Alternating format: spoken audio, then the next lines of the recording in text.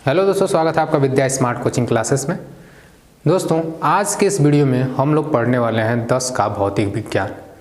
जैसा कि दोस्तों आपको पता ही होगा कि एग्ज़ाम का डेट क्लियर हो चुका है और सेंटर भी आपके बन चुके हैं।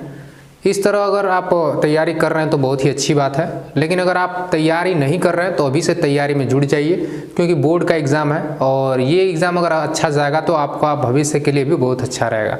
तो ये एग्ज़ाम आपको क्लियर करना बहुत ही ज़रूरी है। तो बता दें, अगर जो लोग विज्ञान में भौतिक विज्ञान उनका कमज़ोर है, भौतिक विज्ञान एकदम नहीं आता है, तो अभी भी कुछ टाइम है। अगर आप इस वीडियो को देख लेते हैं या रेगुलर आप हमारे चैनल से जुड़ते हैं तो आपका भौतिक विज्ञान, रसायन विज्ञान और जितने विज्ञान के क्वेश्चन आते हैं सारे क्लियर हो जाएंगे। तो दोस्तों, अगर ये वीडियो आप देख रहे हैं तो वीडियो को लास्ट तक ज़रूर देखिएगा। ये आपका रिविज़न वीडियो हो सकता है। मान लीजिए कुछ ऐसी चीज़ें आपने पढ़ी होंगी जो भूल गए होंगे, तो ये अगर आप वीडियो देख लेते हैं तो आपका रिवीजन भी हो जाएगा और अच्छे तरह से जानकारी भी हो जाएगी। तो चलिए दोस्तों, वीडियो स्टार्ट करते हैं। स्टार्ट करने से पहले दोस्तों बता दें, हमारे यहाँ विद्या स्मार्ट कोचिंग क्लासेस मलकीनाथपुर, जो कि बरही मर्दा में पड़ता है, और यहाँ पे नया बैच स्टार्ट हो चुका है, जो कि 8 जनवरी से हमारा बैच स्टार्ट हो रहा है। और आप अगर पढ़ना चाहते हैं तो हमारी कोचिंग से जुड़ सकते हैं। तो चलिए दोस्तों, वीडियो स्टार्ट करते हैं। स्टार्ट करने से पहले दोस्तों वीडियो को लाइक नहीं, वीडियो को लाइक कर दीजिएगा, चैनल को सब्सक्राइब कर दीजिएगा। चलिए टॉपिक स्टार्ट करते हैं। टॉपिक पे हम लोग सबसे पहले प्रकाश का परिचय करेंगे कि प्रकाश क्या होता है। जैसा कि दोस्तों आप लोग हमें वीडियो के माध्यम से देख रहे हैं, आप क्यों देख पा रहे हैं हमको, या हमें कोई वस्तु क्यों दिखाई देती है। जैसा कि आप हमारी वीडियो देख रहे हैं तो हम आपको दिखाई दे रहे हैं। क्यों दिखाई दे रहे हैं? क्योंकि दोस्तों हम एक प्रकाश के माध्यम से आपको दिखाई दे रहे होंगे, क्योंकि जो मोबाइल है, मोबाइल में एक प्रकाश होगा जो कि आपके आंखों पे पड़ रहा होगा और उसके माध्यम से एक आपके आंखों पे परछाई पड़ेगी। उसी परछाई के कारण आप हमको देख पाते हैं। प्रकाश एक ऐसा माध्यम है जिसके द्वारा वस्तु को देखा जाता है। जैसा कि आप पीछे देख सकते हैं, यहाँ पे एक कमरा है, जो कि कमरा बहुत ही क्या है, डार्क है। क्या है? डार्क है, यानी कमरे में बहुत अंधेरा है। यहाँ पे बहुत सारी वस्तुएं इधर भी रखी हैं, इधर भी रखी हैं, इधर भी रखी हैं, इधर भी, लेकिन आपको कोई वस्तु इधर दिखाई नहीं देगी, क्योंकि वहाँ से प्रकाश नहीं आ रहा है और हमारी आंखें उसी को देखती हैं जिसमें प्रकाश होता है। तो देखिए, एक अगर लैंप की बात करें तो यहाँ पे एक अंधेरे में छोटा सा लैंप जलाया गया है और ये लैंप की रोशनी हमारे आंखों पे पड़ रही है, इसीलिए ये यहाँ की वस्तुएं हमको क्या हो रही हैं, दिख रही हैं। और जिधर प्रकाश नहीं है, कोने में इधर भी वस्तुएं रखी होंगी, इधर भी वस्तुएं रखी होंगी, लेकिन ये वस्तुएं आपको नहीं दिखेंगी। इसलिए नहीं दिखेंगी कि वहाँ से जो टकरा करके प्रकाश आ रहा था वो हमारे आंखों पे नहीं आ रहा है, क्योंकि वहाँ पे प्रकाश मौजूद ही नहीं है। इसलिए वहाँ की वस्तुओं को हम लोग नहीं देख पा रहे हैं। तो अगर सीधी बात की जाए तो प्रकाश एक ऐसा माध्यम है जिसके माध्यम से वस्तु हमें क्या होती है, दिखाई देती है। यहाँ पे भी देख सकते हैं आप, यहाँ पे अगर एक लाइट जला दिया जाए, 1 या 2 या 3 लाइट हमने जला दिया, और यहाँ पे कमरे में पड़ी जितनी सारी वस्तुएं थी उससे प्रकाश टकराने लगा और टकरा करके आपके रेटिना पे पड़ा और एक प्रतिबिंब बना। उसी कारण हम लोग सारी वस्तुएं को क्या कर लिए, देख लिए। तो यही कारण है कि प्रकाश परावर्तन होकर के हमारे आंखों पे आता है और एक परछाई बनती है, और इसी कारण हमको वस्तुएं क्या होती हैं, दिखाई देती हैं। तो प्रकाश से हमें सभी वस्तुएं दिखाई देती हैं। ये रहा प्रकाश का परिचय। अब यहाँ पे हम लोग देख सकते हैं आपको अगला स्लाइड पे। यहाँ पे दोस्तों ये जो स्लाइड होगी बाइलिंगुअल होगी, इंग्लिश में भी होगा और हिंदी में भी होगा। तो जो लोग जैसा पढ़ना चाहें उस प्रकार की परिभाषा आप लिख भी सकते हैं और पढ़ भी सकते हैं। चलिए, हमें वस्तु क्यों दिखाई देती है हमने बता दिया अभी। किसी भी वस्तु पर जब प्रकाश पड़ता है तो वह उसको परावर्तित करती है, और परावर्तित प्रकाश जब हमारी आंखों पर पड़ता है तो हमें वो वस्तु क्या होती है दोस्तों, दिखाई देती है। हमने पहले ही बता दिया कि जो वस्तु से टकरा करके प्रकाश आएगा हमारे आंखों पे पड़ेगा, एक छाया बनेगी, प्रतिबिंब बनेगा, इसी कारण हमको सभी वस्तुएं क्या होंगी, दिखाई देंगी। अब देखिए, कुछ इसमें इंपॉर्टेंट पॉइंट है। प्रकाश सरल रेखा में गमन करता है, इसको कैसे जानेंगे? जैसा कि आप देख रहे थे अभी पिछला वाला स्लाइड जो था हमारा, इसमें जब आप देख रहे थे तो एक जो है कि प्रकाश ज़्यादा दिख रहा था। क्या हो रहा था? प्रकाश ज़्यादा दिख रहा था। अगर वीडियो में आपको दिख रहा होगा तो यहाँ पे देखेंगे तो प्रकाश एकदम सीधी रेखा में निकलता हुआ दिखाई देगा। या दोस्तों आप क्या करिए, घर पे एक टार्च ले लीजिए। क्या कर लीजिए, एक टार्च ले लीजिए, उस टार्च को जलाइए। क्या करेंगे? जलाएंगे। देखेंगे कि वहाँ पे जो प्रकाश की किरणें होंगी एक सीधी रेखा में जाती हुई दिखेंगी।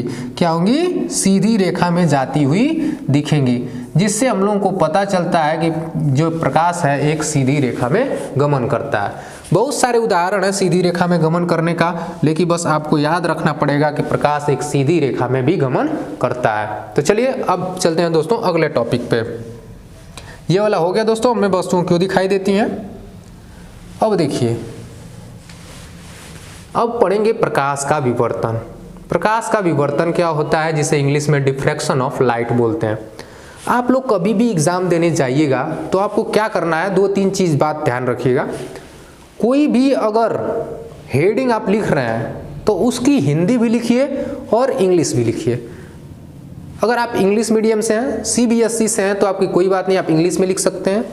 लेकिन अगर आप यूपी बोर्ड से हैं, हिंदी मीडियम से हैं, तो सबसे पहली प्राथमिकता आपकी यही होनी चाहिए कि जो मेन हेडिंग हो उसका इंग्लिश भी होना चाहिए। जैसा कि यहाँ पे आप देख सकते हैं, मैं हिंदी में लिखा हूँ प्रकाश का विवर्तन। क्या लिखा हूँ?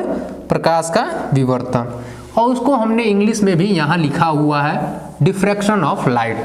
तो ये जैसा आपको करना है बोर्ड के एग्जाम में, जिससे आपके नंबर अच्छे खासे मिल जाते हैं। अब चलिए, प्रकाश का विवर्तन क्या होता है, इसे आप लोग इधर छोड़ देंगे। इधर जो फिगर है इससे मैं समझाने का प्रयास करूंगा, आप फिगर से समझिए पहले। देखिए दोस्तों, सबसे पहले एक पतला स्लेट लेंगे, किसी भी वस्तु का स्लेट हो सकता है। आप कागज को 2 या 3 बार फोल्ड करके भी एक पतला आप शीट बना सकते हैं।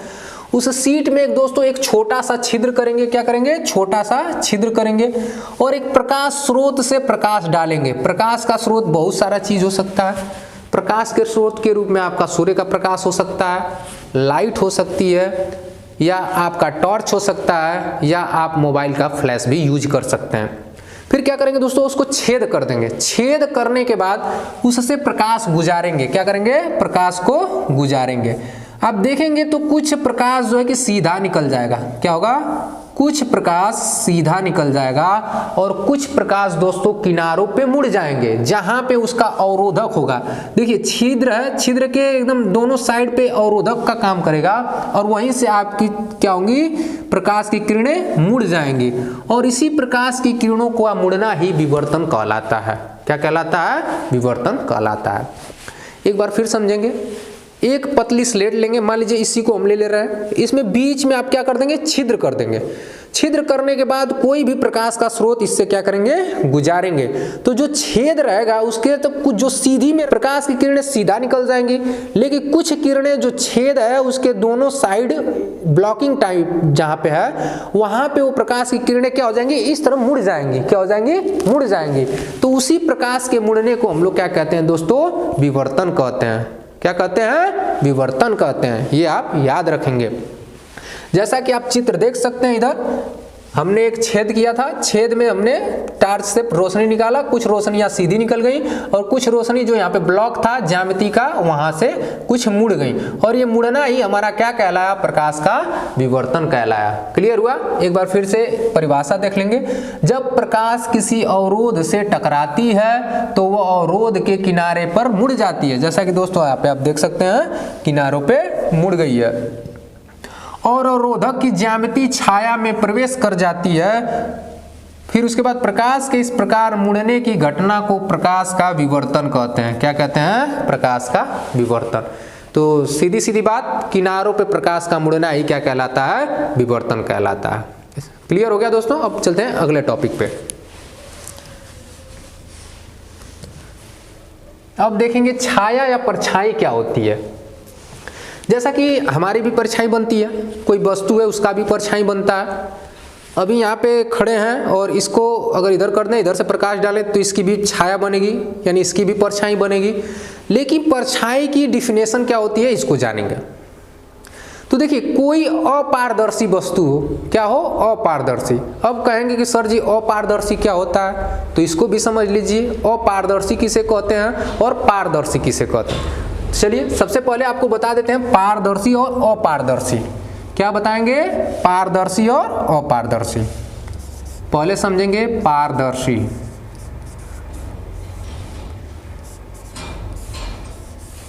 देखिए पारदर्शी उससे कहते हैं जिससे प्रकाश आर पार हो जाए। ऐसी वस्तु जिससे प्रकाश आर पार हो जाए उसे पारदर्शी वस्तु कहते हैं। क्या कहते हैं? पारदर्शी वस्तु। उसी का उल्टा कर दीजिए, जिससे प्रकाश आर पार न जा सके उसे हम लोग अपारदर्शी वस्तु कहेंगे। जैसे ये पेन है, पेन से अगर प्रकाश गुजारेंगे तो जितना पेन है उसके हिस्से में प्रकाश जाएगा नहीं, तो ये अपारदर्शी वस्तु हुआ। लेकिन अगर इस चश्मे की बात की जाए, ये चश्मा में जो हमारा लेंस लगा हुआ है या जो दर्पण लगा हुआ है ये हमारा पारदर्शी है, क्योंकि इससे आर पार प्रकाश को निकाला जा सकता है। क्लियर हुआ? पारदर्शी और अपारदर्शी। ठीक है। तो अगर दोस्तों बात करेंगे हम लोग छाया की, किसकी? छाया की, तो कहेंगे कोई अपारदर्शी वस्तु। कैसी? अपारदर्शी वस्तु जिससे प्रकाश आर पार न जा सके, तो उससे जब प्रकाश डालेंगे उसके सामने तो प्रकाश अवरोध के रूप में हो जाएगा। प्रकाश क्या होगा? रुक जाएगा, और रुकने के कारण एक क्या बनेगा? प्रतिबिंब बनेगा। उस वस्तु का एक परछाई बनेगी। उसी परछाई को हम लोग क्या कहेंगे? छाया कहेंगे या प्रतिबिंब कहेंगे। क्लियर हुआ? जैसे एक एग्जाम्पल देखिए, एक पेड़ है, ठीक है, और इधर सूर्य का प्रकाश दोस्तों आ रहा है। क्या आ रहा है? सूर्य का प्रकाश आ रहा है। अब देखेंगे कि ये जो है कि पेड़ को छेद करके तो पूरा प्रकाश जाएगा नहीं, क्योंकि पेड़ जो है हमारा अपारदर्शी वस्तु है। कैसा है? अपारदर्शी है। तो इसकी एक प्रकार से इधर क्या बनेगा? परछाई बनेगी। क्या बनेगी? परछाई बनेगी, और उसी परछाई को हम लोग क्या कहेंगे? प्रतिबिंब कहेंगे या छाया कहेंगे। क्लियर हुआ? तो अगर एक बार फिर यहाँ पे हम लोग देखें परिभाषा के रूप में, जब प्रकाश किसी अपारदर्शी वस्तु से टकराती है तो अपारदर्शी वस्तु से परावर्तन होने के बाद उस अपारदर्शी वस्तु की परछाई बनती है, उसे ही हम लोग क्या कहते हैं? छाया कहते हैं। जैसा कि आप चित्र में देख रहे होंगे, एक मनुष्य खड़ा है या एक आदमी खड़ा है। अब ये मनुष्य या आदमी क्या है? अपारदर्शी है, तो इससे जो प्रकाश टकरा रही है वो प्रकाश इसको आर पार नहीं कर रही है। इस कारण इसके पीछे या आगे जो भी हम लोग की एक परछाई बन रही है, इसी परछाई को हम लोग क्या कहते हैं? छाया कहते हैं। क्लियर हुआ? अब चलते हैं अगला टॉपिक पे।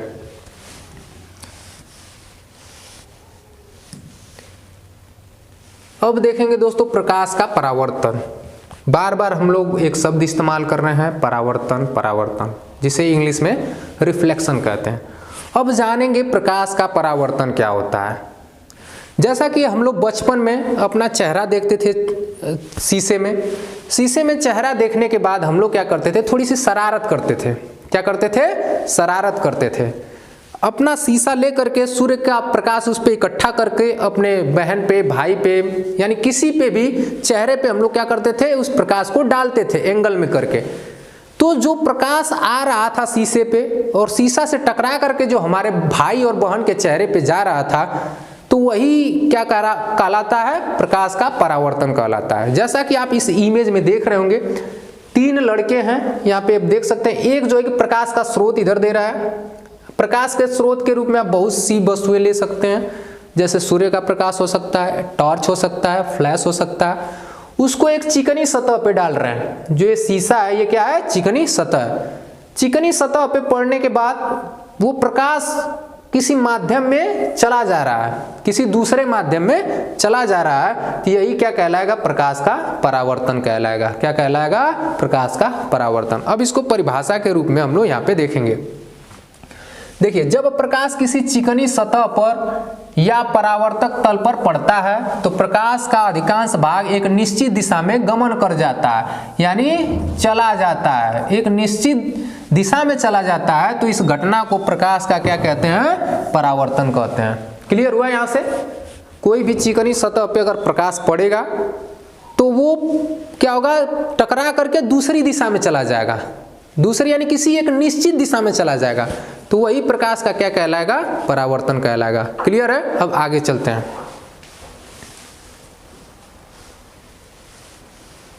अब देखिए दोस्तों, ये देखेंगे प्रकाश का परावर्तन कितने प्रकार के होते हैं। इसमें देखेंगे प्रकाश का परावर्तन कितने प्रकार के होते हैं। जैसा कि आपको स्क्रीन पे दिख रहा होगा, 2 प्रकार के होते हैं, नियमित परावर्तन और विसरित परावर्तन। कौन कौन? नियमित और विसरित। तो सबसे पहले हम लोग जानेंगे कि नियमित परावर्तन क्या होता है, जिसे इंग्लिश में रेगुलर रिफ्लेक्शन कहते हैं।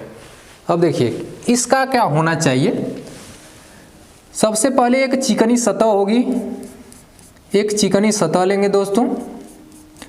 चिकनी सतह के रूप में कोई भी वस्तु हो सकती है। आपके घर में लगी हुई टाइल्स भी एक चिकनी सतह होती है। अगर कोई सतह है उस पर अगर तेल लगा देते हैं तो उससे भी चिकनी सतह बन सकती है, या कांच कलई किया हुआ हो, या ऐसी वस्तु है जिससे प्रकाश टकरा करके वापस चला जाए, ऐसी वस्तुओं को हम लोग चिकनी वस्तु कह सकते हैं। तो सबसे पहले हम लोग चिकनी वस्तु लेंगे, चिकनी सतह लेंगे।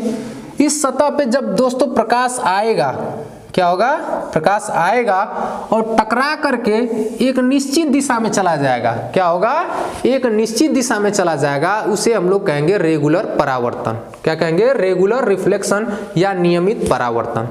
क्लियर हुआ। देखिए जब इस पे जितने सारे प्रकाश पड़ेंगे, वे पड़ने वाले प्रकाश अपने आप को कभी काटेंगे नहीं, तो इसे हम लोग कहेंगे नियमित परावर्तन। क्या कहेंगे, नियमित परावर्तन। अब देखिए विसरित परावर्तन या इरेगुलर परावर्तन, यानी डिफ्यूज रिफ्लेक्शन भी इसको कह सकते हैं, या इरेगुलर कह सकते हैं, या अनियमित भी इसे कहते हैं, अनियमित। इसे अनियमित परावर्तन भी कह सकते हैं और विसरित परावर्तन भी कह सकते हैं, दोनों एक ही है, तो इसमें कंफ्यूज नहीं होंगे, क्योंकि विसरित परावर्तन ही अनियमित परावर्तन होता है। अब देखिए इसकी कंडीशन क्या होनी चाहिए, एक खुरदरी सतह होनी चाहिए। क्या, खुरदरी सतह। जब एक खुरदरी सतह रहेगी तो इस पे जब प्रकाश पड़ेगा, तो मान लीजिए इधर प्रकाश पड़ रहा है, तो इधर अवरोधक है, तो उधर से अवरोधक से टकरा करके यहाँ पे आई, तो यहाँ पे भी एक अवरोध है, यहाँ से टकराने के बाद प्रकाश हमारा क्या चला जाएगा, इधर चला जाएगा, या इधर से प्रकाश टकरा करके इधर ही चला जाए, यानी किसी एक इसकी दिशा निश्चित ना हो। कोई ऐसी खुरदरी सतह हो जिस पे प्रकाश पड़े और पड़ने के बाद किसी अनिश्चित दिशा में, यानी कोई उसकी दिशा फिक्स ना हो, चारों तरफ विसरित हो जाए, यानी चारों तरफ प्रकाश फैल जाए, तो उसे हम लोग प्रकाश विसरित परावर्तन के रूप में जानते हैं। क्लियर हुआ। अब इसे हम लोग परिभाषा के रूप में कैसे देखेंगे, इसको देख लेते हैं। देखिए जब प्रकाश की किरणें अच्छी तरह पॉलिश की हुई चिकनी सतह से टकराती हैं तो वो अपने पहले माध्यम में एक निश्चित दिशा में वापस लौट जाती हैं। इसी प्रकार के परावर्तन को हम लोग नियमित परावर्तन कहते हैं। क्या कहते हैं, नियमित परावर्तन कहते हैं। यहाँ पे थोड़ा सा टाइपिंग में दिक्कत है, इसे इग्नोर करेंगे। अब देखेंगे चित्र के हिसाब से समझेंगे। एक हमारी चिकनी सतह है, क्या है, चिकनी सतह। इस चिकनी सतह पे आप देख रहे हैं बहुत सारे प्रकाश की किरणें पड़ रही हैं, ठीक है। ये सभी प्रकाश की किरणें अपने प्रारंभिक माध्यम में देखिए वापस लौट रही हैं। ऊपर से आई थी और ऊपर ये क्या हो रही हैं, जा रही हैं। लेकिन प्रत्येक किरण, यानी प्रत्येक किरण जो है ये आपस में अपने आप को कभी काटेंगी नहीं।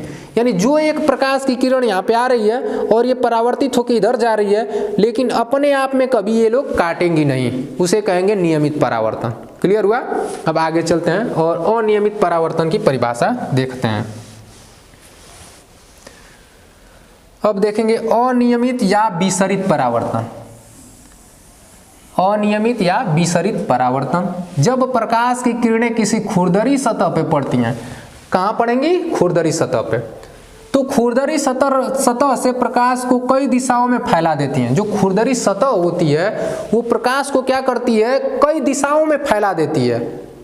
तो उसे ही हम लोग क्या कहते हैं, विसरित परावर्तन। क्या कहेंगे, विसरित परावर्तन। जैसा कि इमेज में आपको दिख रहा होगा, ये खुरदरी सतह है। जब खुरदरी सतह पे ये प्रकाश पड़ा है तो टकरा करके इस दिशा में गया है, और ये प्रकाश टकराया है तो सीधे इस दिशा में गया है, और ये टकराया है तो इस दिशा में गया है। लेकिन रेगुलर वाले में क्या हो रहा था, वो सीधे टकराने के बाद एक निश्चित दिशा में ही सभी जा रहे थे। क्या, एक निश्चित दिशा में जा रहे हैं। और ये जो कि क्या हो गया कि ये एक ही प्रकाश हो सके तो अपने आप को काट ले, या दूसरे किसी किरण को काट दे, या जाना चाहिए लेफ्ट तो चला जाए राइट, इस तरह भी जा सकती हैं। तो उसे हम लोग क्या कहेंगे, विसरित परावर्तन। ठीक है। अब आगे चलते हैं।